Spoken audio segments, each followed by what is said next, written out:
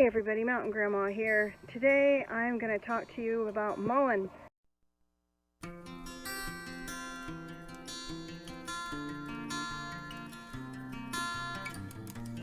And how to grow it, how to harvest it, and how to use it.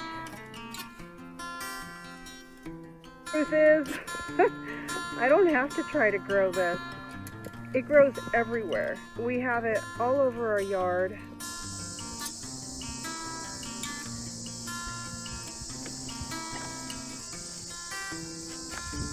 But we have different areas in the forest that are like this one and are just full of it.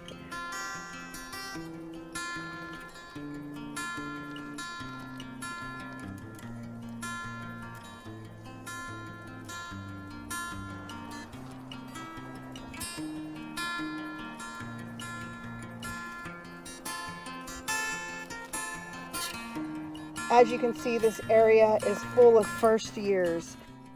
Mullein is a biennial plant, so what you'll see is the first years are the rosettes that grow. And then the second year, they will shoot up that stalk that grows the flowers.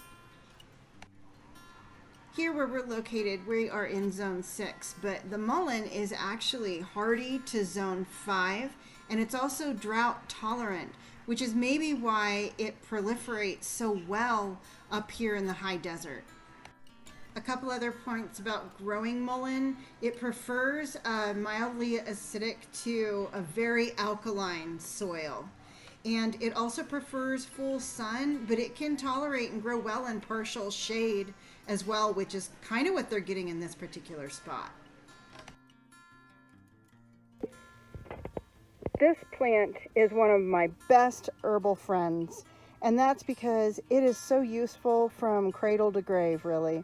The first years, which you'll see down here, those are first years. These guys are your best plants for pulling leaves from. That's because that's where the energy is. The energy is in the leaves in these first years. These are some good green hardy leaves. What I will pick from these will be some of the fresher, newer leaves. I'll leave the older ones. What you see here is the second years. And while there's still value to the leaves on these guys, really all your energy is going to be in these beautiful flowers. So if I was harvesting out here today, what I'm going to be harvesting is the flowers from the second years and the leaves from the first years. Again, thinking about where is the energy. As we get closer to fall, I'll come out here and I will, well, and I don't really have to come out here because I have these in my yard, but I will be pulling up some of the first years for the root, because in the fall, as we approach winter, the energy moves from the leaves into the root so that it can survive the winter. And again, if you want to make your strongest herbal medicine, use the part of the plant where the energy is. So in the fall, I'll pull these up for the root, and then I will make a tincture out of the root. Okay, now push pause and jot down all of these harvesting tips. This is when you want to harvest the parts of the mullein plant for the strongest medicine. So here is a post second year mullein. It's all dried up, but this sucker still has value. Just a quick note about identification. There's a lot of videos on YouTube about identifying mullein, and it's really a one of a kind.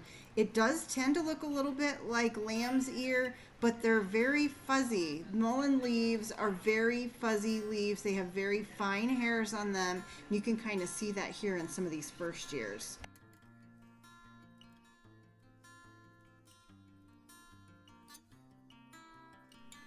Another thing I wanted to mention is there are actually 300 species, roughly, of mullein, which is also called Verbascum thapsus. And it's a member of the snapdragon family. Some of the different species might have pink flowers, but really the medicinal one, Verbascum thapsus, it's this one you're seeing.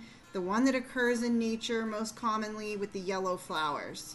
Also, do you see all these mullein growing up out of the cracks in this old road?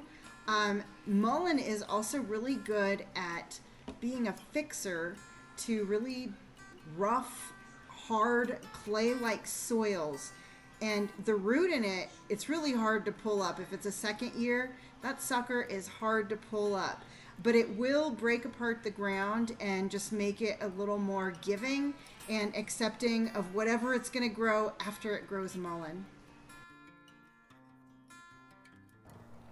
So this is going to be part 1 of this video where I've shared with you some growing and harvesting tips. And part 2, I'm going to talk more about how I use all of this mullein.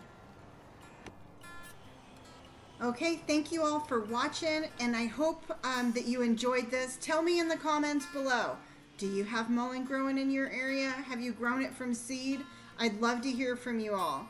And remember, everybody, and everything that's happening in this world, keep your joy. See you on the next one.